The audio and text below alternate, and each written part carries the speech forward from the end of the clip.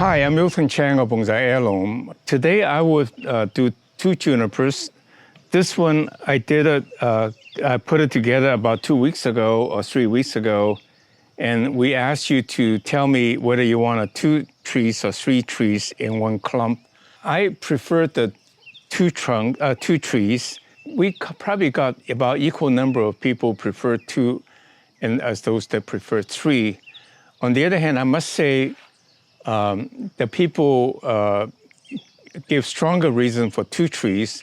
For 3 trees, usually they say, well, a clump like to be odd number, which is sort of true. And then the other problem with 3 is that the third one I had really doesn't have the same age look as these 2. So I personally prefer to do the 2, so I would do the 2 today. But in respect to those that suggest the 3, I'll look out for one straight up, more or less straight up juniper of a comparable age or stature, and make into a 3 trunk. That means rework the tree into a 3 trunk clump, which I think you will really like, because if I find a good, nice old juniper and make it into 3 trunks, that would be quite unique and quite nice. And the second tree I would do is the smaller Procumbens nana, which I got at an auction about 3, 4, 5 years ago, and it was totally overloaded. That's the Procumbens nana has a tendency to grow that. So I cut off a lot to my design. But today I'll do the next finishing step. So this is very bare. It will fill up, and I'll do some clipping to shape it, and eventually be like that. Then I'll do the final detail finishing and to make the trees look nice. So let me I'll work on this tree first. So let me talk a little bit about the Procumbens nana first of all. So Procumbens nana is a really nice tree because it has a natural turn. I never wired it. Neither is the one that started this bonsai. But you can see it's got really narrow, nice turns, but the problem is the trunk does never get big. A 10-year-old tree is probably like this size. When you buy them, they're like, I would say 3, 4 years, and they're only about this size. So that's the problem. And so I clip off roughly to get to the shape I want. And so today I'll do the next level of detail. The other thing is I tend to clip, a lot of you will notice that I tend to clip a lot to shape my tree. And I think need to change the habit because it does slow down the growth. So instead of thinning it out and let it fill out again, I'll do a little bit of a poodling, kind of a pruning, so to form the rough pad, and then come in and pinch to form the final pad as you see in bonsai books. So that's what I do today. And I also put this juniper in the ground, in a pot, and the soil sank quite a bit. So in the final one, I'll actually pull the tree out and fill the bottom a little bit more so the tree will stand up a bit, rise above the pot to have more soil below. But right now there's enough soil, I don't really need to do that.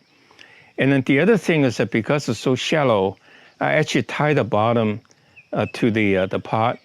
And as it grows, I can cut off that so it does not make it look too ugly or too visible.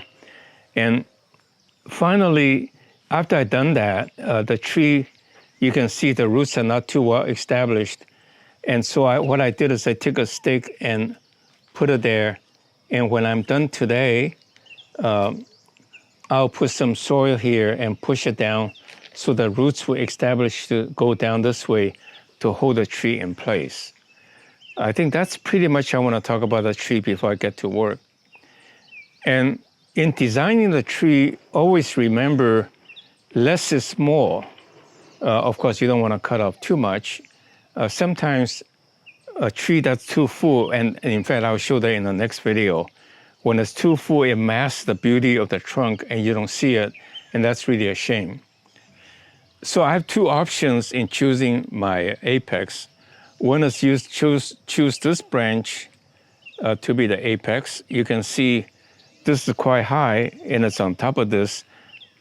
This goes back and it comes front. That gives them more depth. The other one, I can choose this one. You can see that's also very nice because, you know, that's the apex, and then that comes down and that comes down. Well, I think I'll probably choose this one to give it a little bit more depth. And these can go down enough to give it the next level. And then these I can try to pull them down a bit and to create the angle, the triangle that we always trying to do. So that's roughly what I'll do. Now, this is actually a very interesting dilemma. This branch covers this hole and also, in some sense, creates more depth. On the other hand, it really kind of screws up the triangle. If I do this, you can see this is the triangle coming down, and then I can put this down to make it the other end of the triangle. I'll cut this shorter. That's nice. And this one, it's kind of redundant. So again, to make a point that when you want to do a design, you got to be drastic and be willing to take a drastic action. So with that in mind, then I will actually make this into a jin. Given this is an actively growing season, even this is a late winter, juniper is actually pretty actively growing. So to rhyme with this, I don't want this too long, so maybe I cut it off here. And then I use a plier to peel the bark. So you can see they are very easy to peel, and then over time it will turn white to give it the aged look. If you didn't peel all the bark, the dry out part would be brown and black. It's not as startling as the one that you peeled, which will turn into white. So you can see it's very easy, it turns into a jin. And then now, as I said, I want this one to go this way. So I should really use a little wiring just to make the point that I do wire sometimes.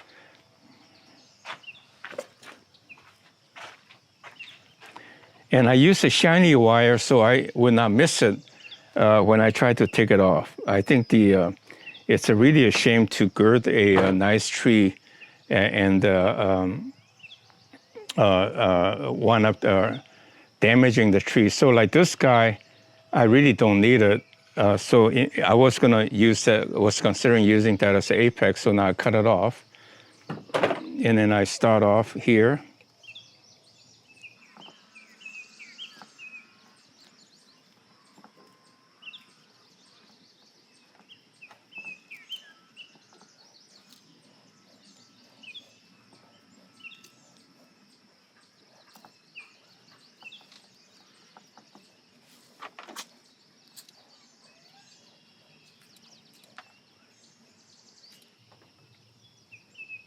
And I'm just cutting off to poodling it to shape so that it would thicken, fill out very nicely, and then I'll pinch it. So this is the apex, and you will have I will have a branch coming down this way.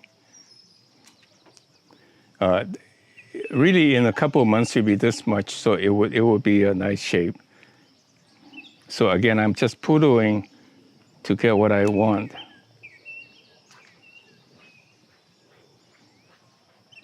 Yeah, I think I just let this go for now, so I can worry about it later. I think I'll probably go backwards. Let this one grow this way. Then this one, I can see you want to kind of create this, so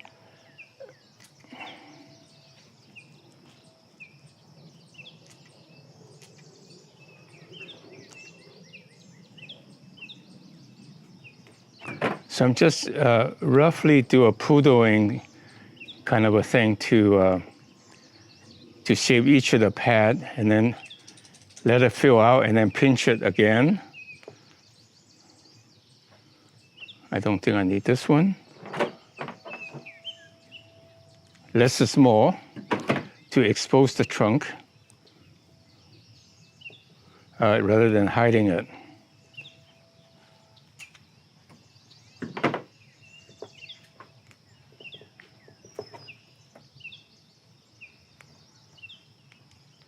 I should put this down a little bit later.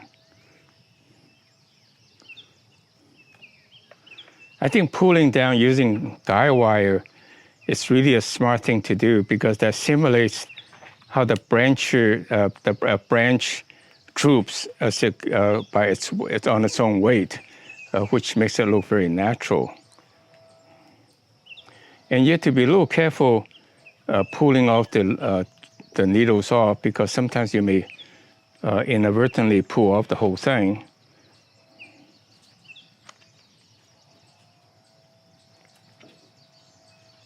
So I'm again just creating paths everywhere. And when it fills out, I can have more opportunities to thicken it in the sense of fill out the pads. So this is the apex. I want to give the top a little more growing juice in the sense of cut off some redundant branches to make the main branch that I want to force grow faster. Oh, see, I pull off and that one I broke, but it doesn't really matter. So it's actually good to do the poodling using the cutter instead of pulling. But next time, I pretty much had to pull it because you don't want to create a lot of these brown, white stubs.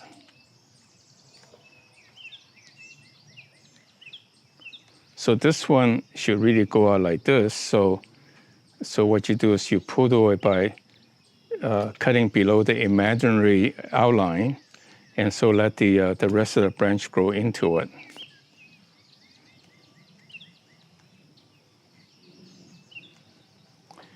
Some of the Japanese, the bonsai in Japanese bonsai books are really meticulously wired to get to where they are. And that's really admirable. It takes a lot of effort. But so I'm doing a shortcut to get similar result. Not as good, honest, but quicker. And then you can fine tune it by pinching and so forth to get it there. So this is roughly the branch that the pad looks like. Roughly, again, hardly what it should be. So what I'm teaching you mostly shortcuts I figured out over time. And like this one, this is kind of a long, boring trunk. So if I cut it off here and make that into a jin, then this one will come out to make it look nice. So you do your best as you go and refine the design. And then the next time you do it again to refine it further. So that's you eventually get there. And like this one, I should probably make this go this way, and then I should do this. So I should remember that to use a guide wire later. So this is a medium-sized Procumbens nana you can do, especially if you're lucky enough to find a tree, Procumbens nana, either growing in bonsai pots or in regular pots that are reasonable trunk size, then it becomes a nice looking bonsai quicker. So I always prefer slightly older trees to shorten the developing time.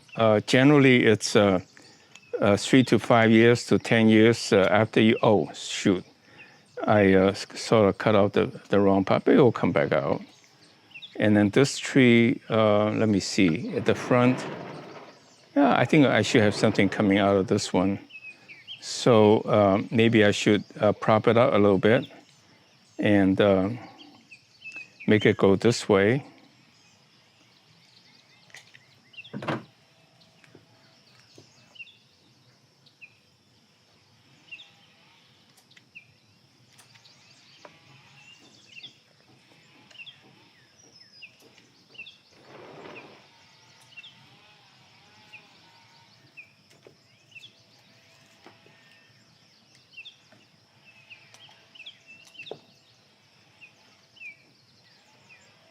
Yeah, This one, I think that's okay.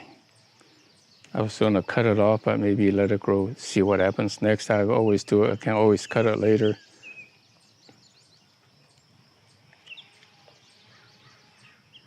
So as I'm cutting it, I'm getting the tree to go in the right angle to minimize the need for future wiring or guide wire.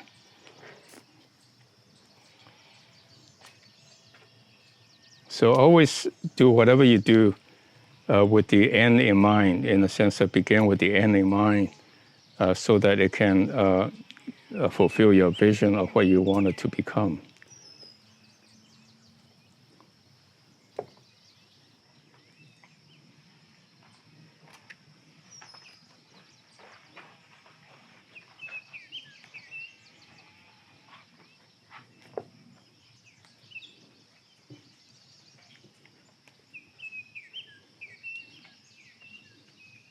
It really doesn't matter if you pull up the wrong one. When it grows, when you work on it the next time, you have growth to work on again. So shoots to work on again in a different direction maybe, but it doesn't really matter. There's no, well-defined conclusion of what's right or what's wrong. It's all subjective. So never make a mistake. So just be bold and get to work.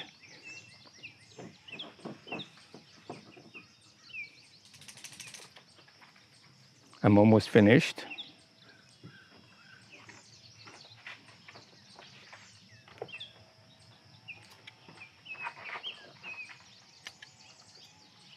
And when in doubt, I'm cutting a little shorter so that it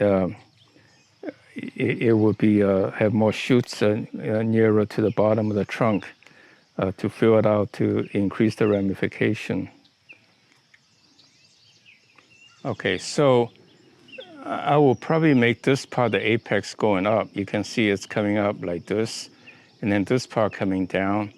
But it's not so obvious now, but that's okay. It will next time it will become more obvious when we work on it again. So this is the tree. Let me do a little bit of pulling guide wire to get the trees in position. So like I will probably, I will make this one into a jin. And then this one complements this, and this also kind of like the bottom two are like that, that are the triangle. And then the top shorter, and that's the other part of the triangle. So let me use the guide wire, and then I'm finished. In the meantime, I will try to make the dead branches white. So I would take a brush and brush all of this off to make it show a little different color. Like this one, it's more reddish in color, which makes it kind of interesting, not white.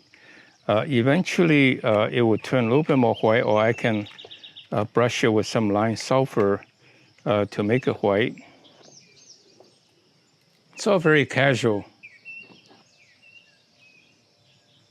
So this is the tree I did today.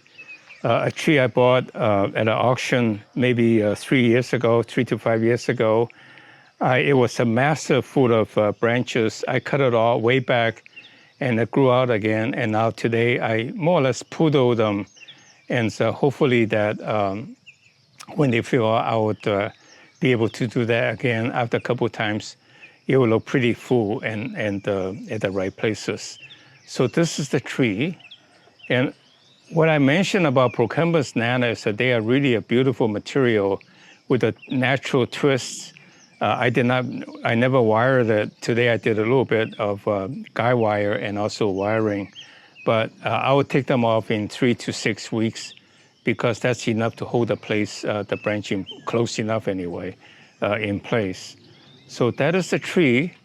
Again, I tied this down and I had to prod it a little bit before the soil, the roots grab hold of the soil to stay put. I also tied that with the wire to the bottom of the pot, but when the tree is established, I'll raise it a little bit, add more soil below to make it stand up, and that's done. It can stay in this pot without repotting for the next 20 years probably. So that's a tree. So thank you very much. I'll work on the next one, the big one, as I promised, one big, one small, if I can. Like this branch, you can see it comes out this way. It's trying to grow that way. So I rather than cutting this off and just make this branch go like this, very boring, I save this part and make it go this way. So you see, you can make use to turn the angle to fill out the holes you want in a very creative way. That's fine. So that's the tree.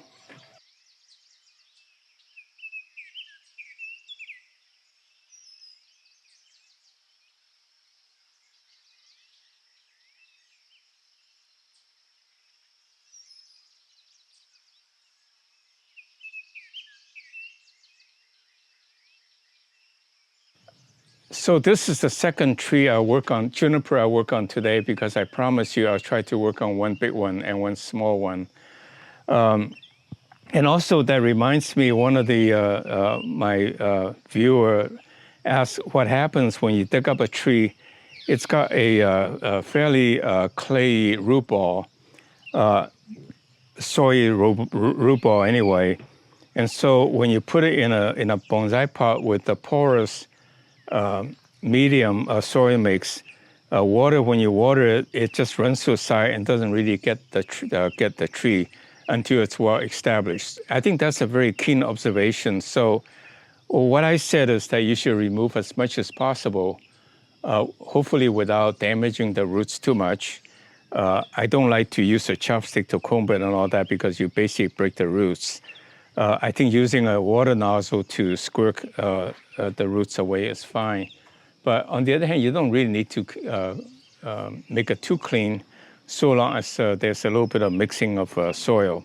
So with that in mind, then I will now get to work. In fact, I'll take it out and get rid of some of the root ball soil so that it can stay better in the bonsai pot for watering purposes.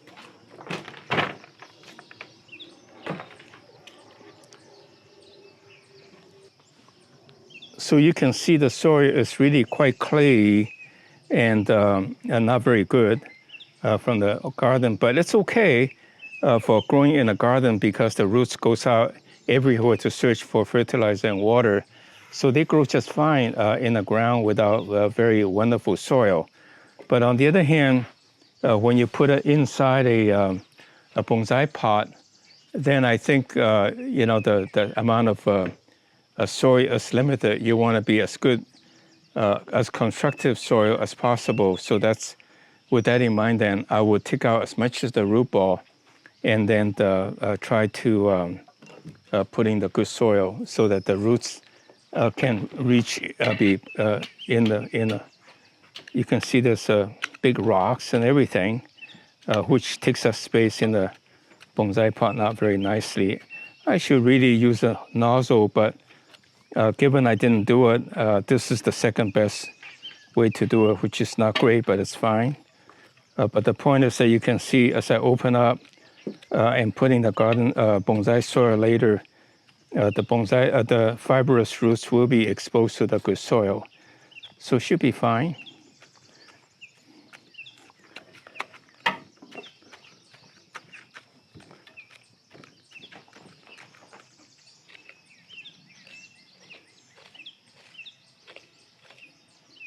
So I'm removing enough of it, and there's enough exposed fibrous roots into the bonsai potting soil. It should be fine.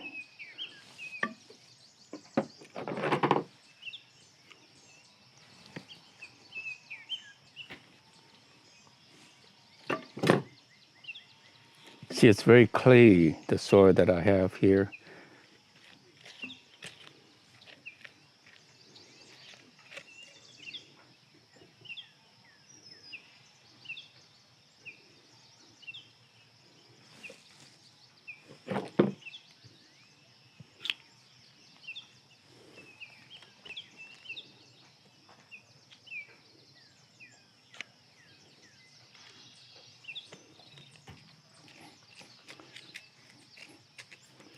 Okay. Don't make a big deal about anything. The trees are very forgiving. Nothing has to be quote unquote perfect. Just roughly right is good enough.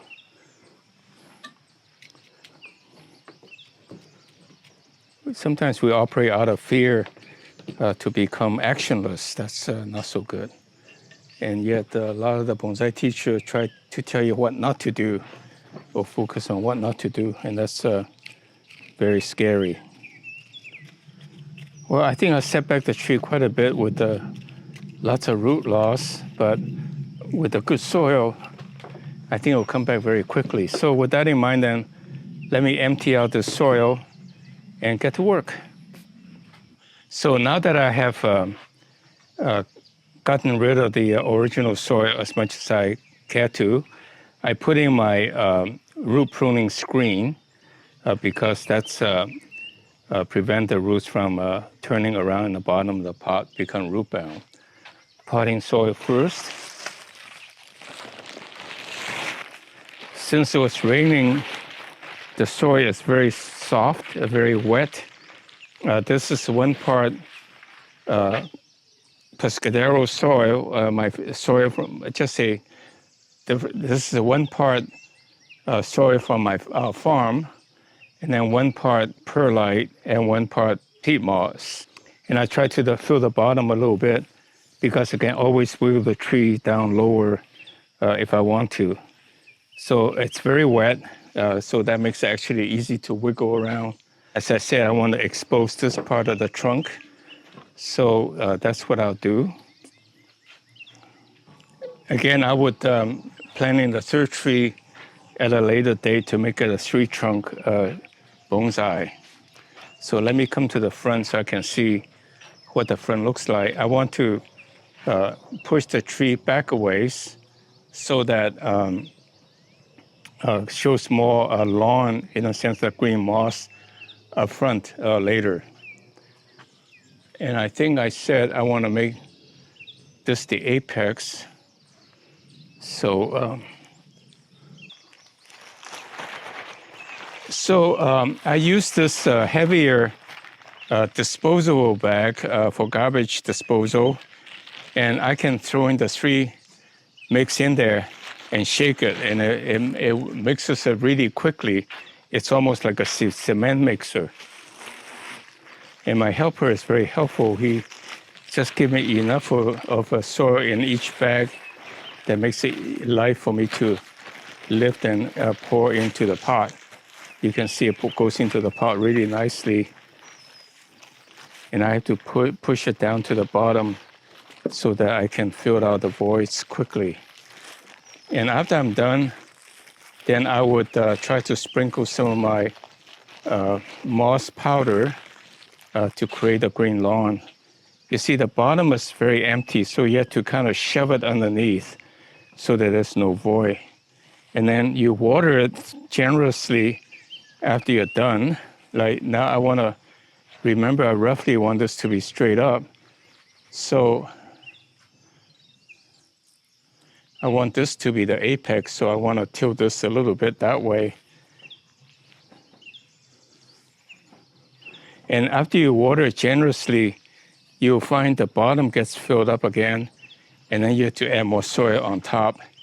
So you gotta repeat that several times until the soil is all filled out into the bottom. There's no voids if you can help it. You can see these pots are deceivingly small, and yet can hold a tremendous amount of soil. I would say this is more like a 10-gallon or at least a 5-gallon tree, a 5-gallon bonsai pot, in the sense of it's not round, but it can hold a lot of soil. Yeah, these 2 trees right now, these are, I think, if I were just really going for a 2-tree clump, I will probably either put it a little closer or put it here. But given that I'm going to leave room for a 3rd one, I think this will be fine. The 3rd one will be about here, so that I would just leave it alone for now. But you can see the bottom has a lot of space to be filled in, and right now it's not a good time to do so because I really can't shove soil around. It's so wet that I will actually just do as much as I can, let it dry out a bit, and then shove it, and then add more water and shove it. So I'm nearly finished, but not quite finishing, because I will keep filling soil to position the tree. But right now, that's all I can do because the soil, when we mixed it, it was raining, so it was really, really wet.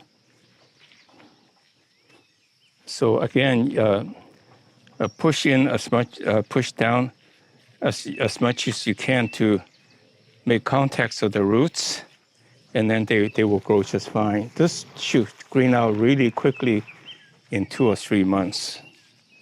So again, this is all I will do for now because the soil is way too wet, but I will work on it when it drains out a bit, and then I'll put more dirt in and put more water in to further